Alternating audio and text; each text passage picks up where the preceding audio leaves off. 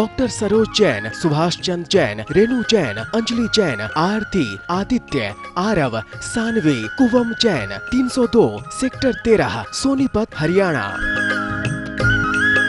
Shri Manak Chand Musharraf, Shrimati Kamla Devi Musharraf, Rakesh, Neetu, Rishabh, Ayushi Musharraf, B123 Sethi colony, Jaipur Rajasthan. Shri Parshvanath re rolling mills limited, Durgapur 1, Bardhaman, west Bengal. Amita Jain, पत्नी अनिल कुमार जैन, संगीता जैन, पत्नी Vipin Kumar Jain. Shri Ashok Kumar Ratanlal Jain, Nutan, Gautam, Prachi, Aditya, doctor सलोनी निरंजन, अरहन, आराध्य मेहता, 49 बालचंद टेरस, तारदेव रोड, मुंबई। श्री सुखवीर प्रसाद जैन, श्रीमती राजेश जैन, श्री अमित जैन, श्री दीपक जैन, श्री कुशान जैन, विनय खंड, गोमती नगर, लखनऊ, उत्तर प्रदेश। इस कार्यक्रम के नमनकर्ता हैं कलावती जैन, आशीष जैन, श्रद्धा जैन, ईशान जैन, मंदसौर, मध्य प्रदेश।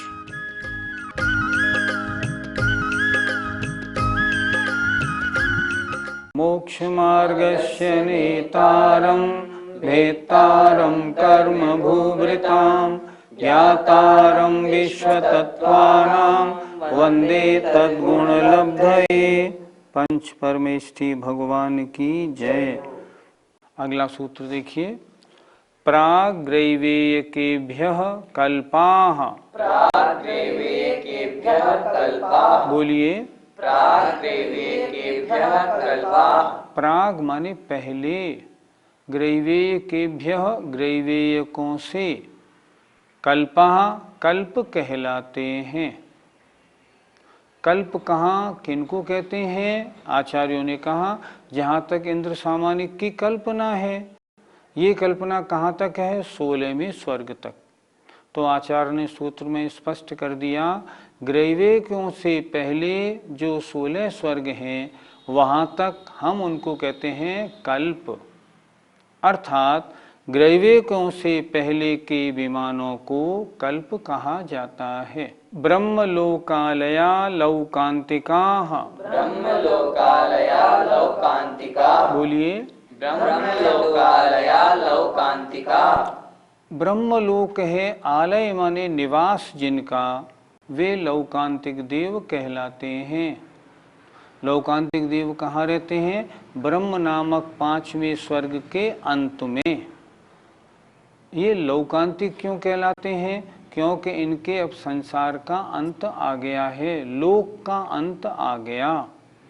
ये सभी लौकांतिक देव अगले भव में मनुष्य पर्याय धारण करेंगे और मोक्ष जाएंगे। सूत्र का अर्थ हुआ कि ब्रह्मलोक में जिनका निवास, ब्रह्मलोक के अंत में जिनका निवास है, ये ब्रह्मलोक के देवों से अलग रहते हैं, इनके निवास अलग बने हुए हैं।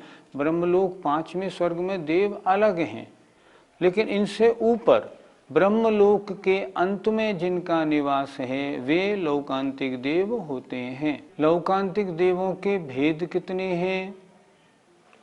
सारस्वतादित्य वन्यरुण गर्द तोय तुषिता व्याबाधारिष्टाश्च। सारस्वतादित्य वन्यरुण गर्द तोय तुषिता व्याबाधारिष्टाश्च। बोलिए, सारस्वतादित्य वन्यरुण गर्द तोय तुषिता व्याबाधारिष्टाश्च। ये 8 प्रकार के होते हैं। सूत्र से इनका अर्थ निकाल लीजिए। सारस्वत, आदित्य, वन्नी, अरुण, गर्दतोय, तुषित, अव्याबाध और अरिष्ट। यद्यपि ये सब समान हैं, इनमें कोई अंतर नहीं है। द्वादशांग के पाठी हैं, ब्रह्मर्षि कहलाते हैं, पर विचार बिल्कुल दूर उससे रहने वाले हैं, निरंतर वैराग्य परिणति बनाने वाले होते हैं। फिर भी इनके भेद 8 हैं। देखें, सारस्वत, आदित्य, वन्नी, अरुण, गर्द तोय, तुषित, अव्याबाध और अरिष्ट।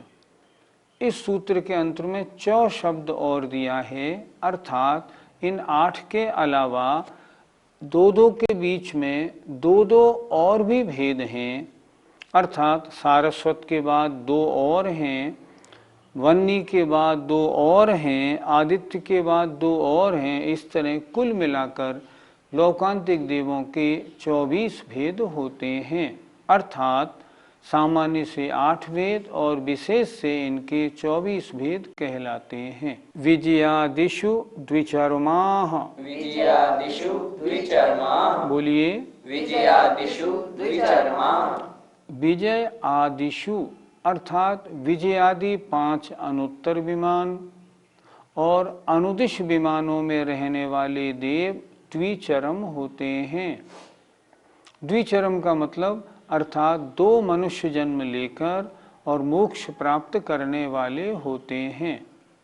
फिर एक बार देख लें, विजयादिषु विजय आदि 5 अनुत्तर और अनुदिश विमानों में रहने वाले देव द्विचर्माः 2 मनुष्य भव लेकर मोक्ष जाते हैं। अभी तक देवों की चर्चा हो गई, चारों गति के जीवों की चर्चा हो गई, पर त्रिंशों की परिभाषा नहीं मालूम पड़ी। तब आचार्य ने, क्योंकि जीव तत्व का वर्णन लगभग पूरा हो रहा है, तो एक सूत्र में त्रिंशों की परिभाषा लिखी है। देखें, औपपादिक मनुष्येभ्यः शेषास्तिर्यग योनयः, औपपादिक मनुष्येभ्यः शेषास्तिर्यग योनयः। बोलिए औपपादिक मनुष्येभ्यः शेषास्तिर्यग योनयः। औपपादिक उपाजन वाले अर्थात देव और नारकी, मनुष्येभ्यः और मनुष्यों को छोड़कर, शेषः बचे हुए त्रियंच योनि वाले होते हैं। औपपादिक चारों गति के जीव कौन कौन? नरक, त्रियंच, मनुष्य और देव।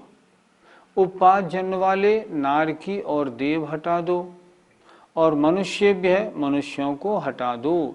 अब जितने भी बचे, पृथ्वी काय, जल काय, अग्नि काय, हाथी घोड़े आदि सब, ये सब त्रियंश योनि वाले हैं। अब देवों की आयु की चर्चा प्रारंभ होती है। स्थिति रसुर नाग सुपर्ण द्वीप शेषाणाम सागरोपम त्रिपल्योपमार्दहीन मिता। स्थिति रसुरनाग सुपर्ण द्वीप शेषाणां सागरोपम त्रिपल्योपमार्दहीन मिता। दोबारा बोलिए, स्थिति रसुरनाग सुपर्ण द्वीप शेषाणां सागरोपम त्रिपल्योपमार्दहीन मिता। देखिए जरा सूत्र को। स्थिति ही, स्थिति माने आयु। इस सूत्र को बोर्ड पे दिखाएंगे तो अच्छा रहेगा। आइए बोर्ड पे दिखाता हूं। स्थिति माने आयु किसकी? असुर कुमार। इस सूत्र में भवनवासी देवों की आयु का वर्णन है। स्थिति माने आयु असुर कुमार देवों की, नाग कुमार देवों की, सुपर्ण कुमार और दीप कुमार देवों की और शेष देवों की। कितनी है? सागरोपम 1 सागर, त्रिपल्योपम 3 पल्य और आधा आधा, हीन माने कम कम है। जरा इसको फिर एक बार देखें। जरा सूत्र थोड़ा कड़ा है, जरा अच्छी तरह देखना है। आयु किनकी? भवनवासी देवों की। असुर कुमारों की सागरोपम, नाग कुमार की त्रिपल्योपम, सुपर्ण कुमार की अर्धहीनम मतलब 2.5 पल्योपम, द्वीप कुमार की अर्धहीनम 2 पल्योपम और शेष कुमारों की 1.5 पल्य है। सूत्र है भवनवासी देवों के भेद। भवनवासिनो सुर नाग विद्युत सुपर्णाग्नि वातस्तनितो दधिदीप दिक्कुमाराः, ये सब। लेकिन आयु जब बताई है तो इस क्रम से नहीं बताई। आयु कैसे बताई? इसमें इन्होंने स्थिति रसुर नाग, देखो स्थिति असुर नाग, इसके बाद कहाँ आ गए सुपर्ण, फिर आ गए द्वीप, 4 की तो बता दी। फिर ध्यान से देखें सूत्र जरा थोड़ा सा कड़ा है। किस किस की बताई? स्थिति रसुर असुर नाग सुपर्ण द्वीप, और फिर बाकी सब में कर दिया शेषाणाम। अब अर्थ कैसे लगेगा? सूत्र देखना, स्थिति आयु असुर कुमार सागरोपम, इसके बाद नाग कुमार त्रिपल्योपम, इसके बाद सुपर्ण कुमार आधाकम। अब हम यहां से उसको छोड़ के यहां आ गए, सुपर्ण कुमार ढाई पल्य, फिर द्वीप द्वीप कुमार 2 पल्य, और बाकी सब में लिख दीजिए 1.5 पल्य। हमने लिख दिया विद्युत कुमार 1.5 पल्य, अग्नि कुमार 1.5 पल्य, बात कुमार 1.5 पल्य, स्तनित कुमार 1.5 पल्य, उदित कुमार 1.5 पल्य, दिक् कुमार 1.5 पल्य। भवनवासी देवों की आयु सूत्र में बता दी गई। अब वैमानिक देवों की आयु की चर्चा करते हैं।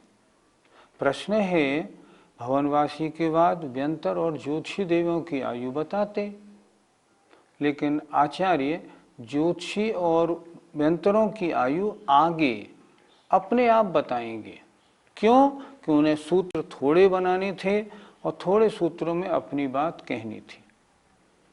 तो अब वैमानिक देवों की आयु प्रारंभ होती है।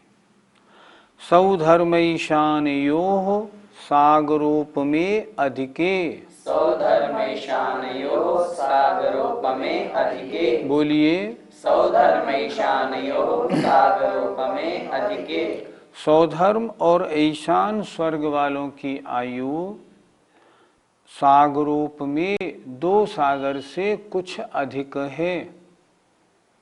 सौधर्म और ईशान स्वर्ग में जो देव हैं उनकी उत्कृष्ट आयु का वर्णन चल रहा है।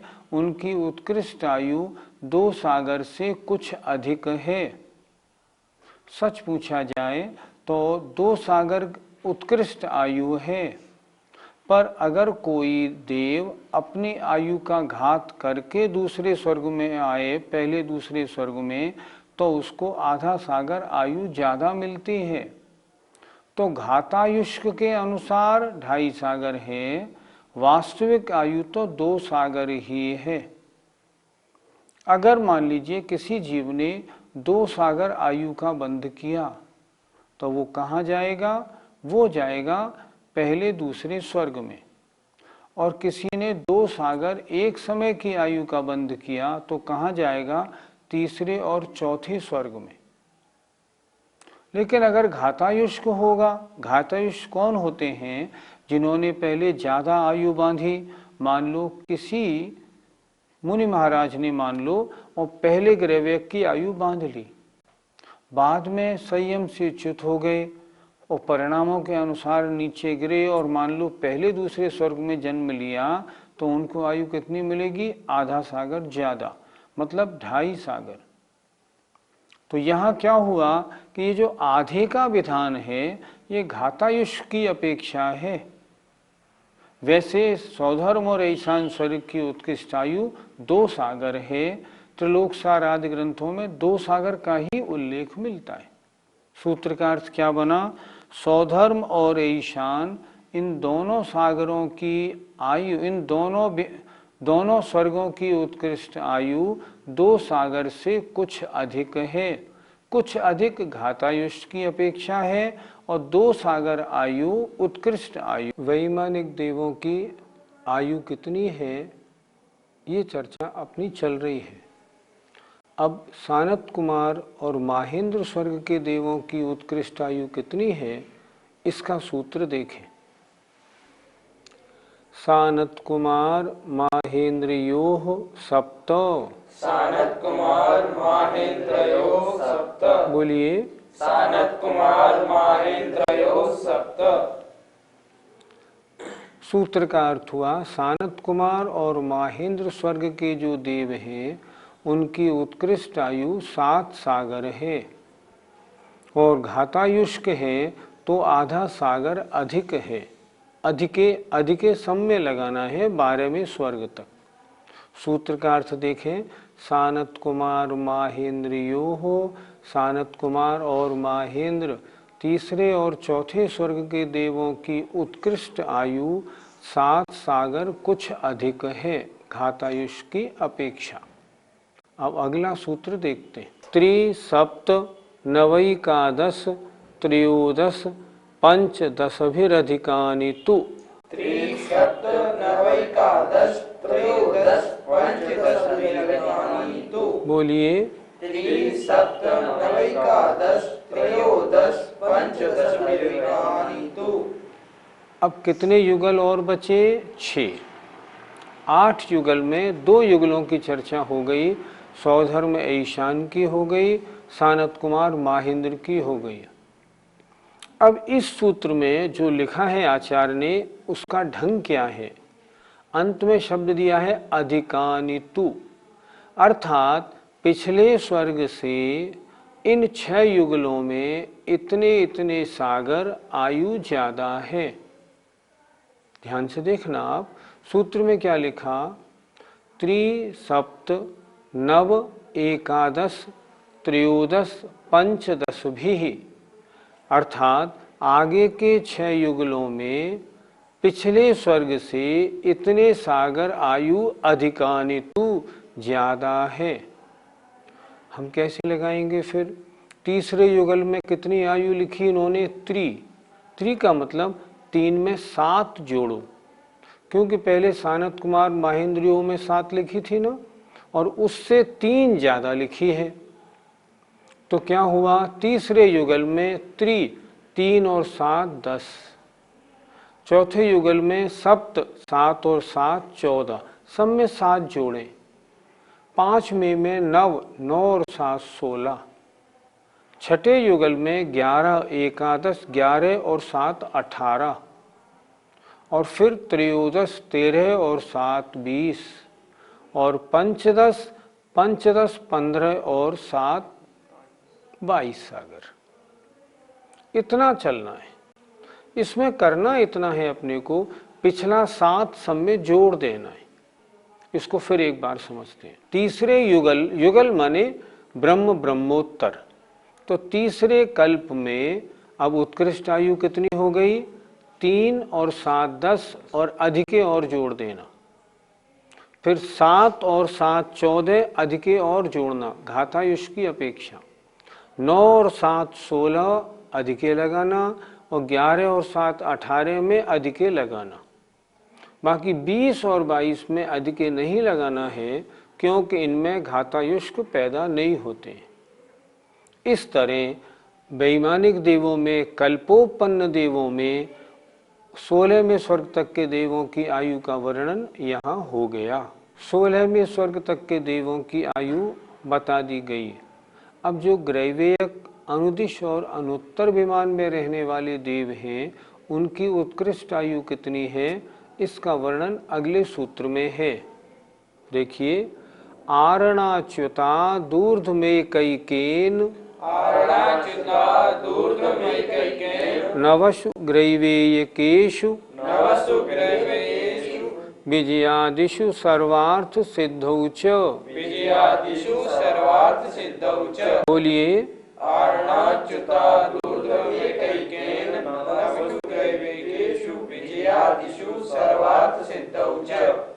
सूत्र का अर्थ थोड़ा कड़ा है, इसलिए इसको बोर्ड पे देखते हैं। इस सूत्र का थोड़ा संधि विच्छेद भी हमें समझना है।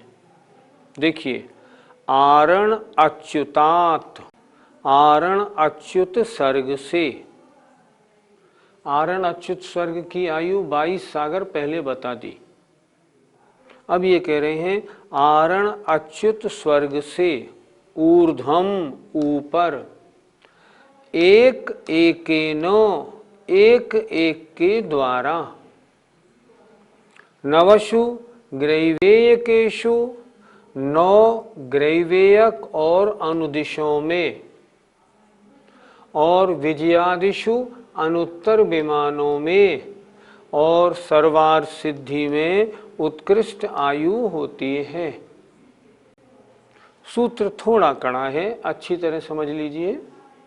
आरण अच्युतात् ऊर्ध्वम, आरण अच्युत स्वर्ग से ऊपर, एक एकेनो, एक एक के द्वारा, मतलब एक एक सागर बढ़ती हुई कहाँ तक?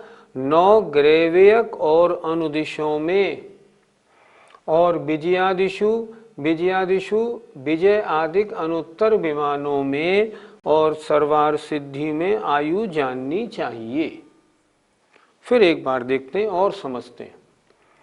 आरण अच्युत स्वर्ग में 22 सागर, अब एक एक बढ़ती हुई 9 ग्रैवेयक में, तो 22 सागर से 9 ग्रैवेयक में अगर हम गए ना, तो अधोग्रैवेयक में 23, 24, 25, 26, 27, 28, 29, 30, 31 सागर।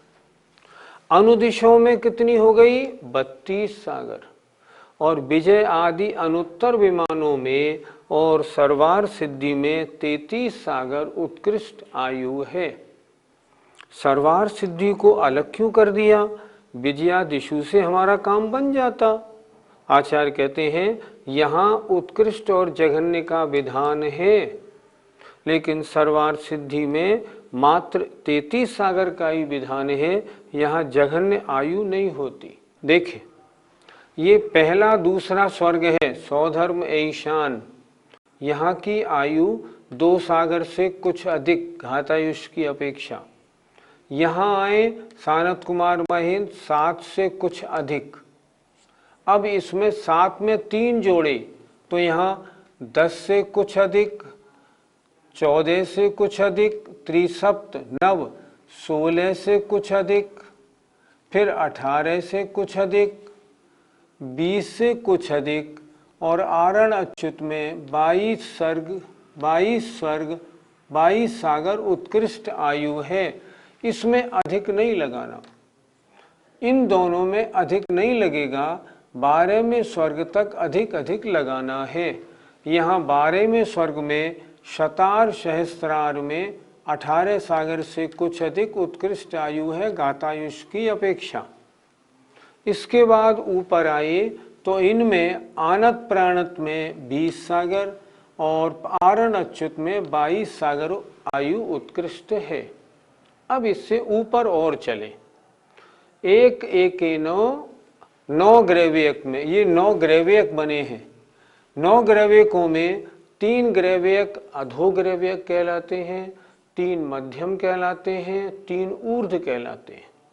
तो नीचे के 3 में 23, 24, 25, फिर 26, 27, 28, फिर 29, 30, 31, ये 9 जो लंबी लाइनें बनी है, लिखा है 9 ग्रैवेयक। इनमें उत्कृष्ट आयु ऊपर वाले ग्रैवेयक में 31 सागर हो गई। इसके ऊपर फिर आए 9 अनुदिश, ये वाले, इन 9 अनुदिशों में उत्कृष्ट आयु 32 सागर, और फिर ये 5 अनुत्तर विमानों में उत्कृष्ट आयु 33 सागर है।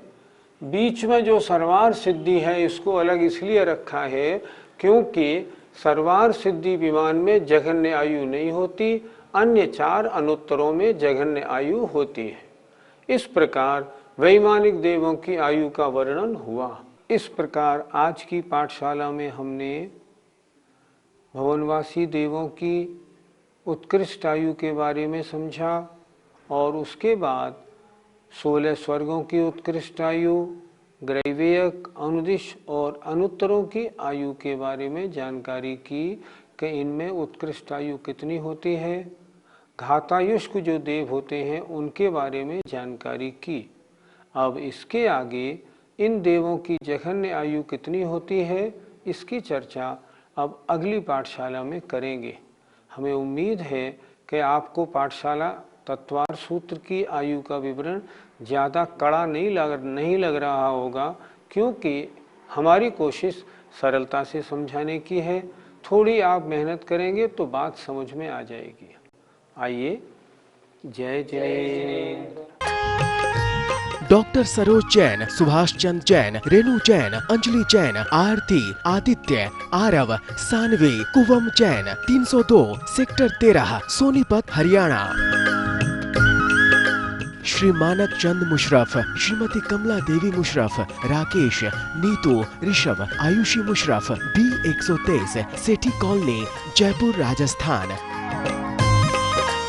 Shri Parshvanath re rolling mills limited, Durgapur 1, Bardhaman, west Bengal. Amita Jain, पत्नी अनिल कुमार जैन, संगीता जैन, पत्नी विपिन कुमार जैन।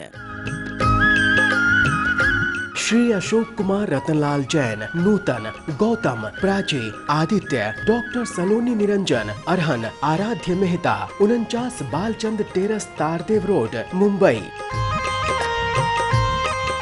श्री सुखवीर प्रसाद जैन, श्रीमती राजेश जैन, श्री अमित जैन, श्री दीपक जैन, श्री कुशान जैन, विनय खंड, गोमती नगर, लखनऊ, उत्तर प्रदेश। इस कार्यक्रम के नमन करता है कलावती जैन, आशीष जैन, श्रद्धा जैन, ईशान जैन, मंदसौर, मध्य प्रदेश।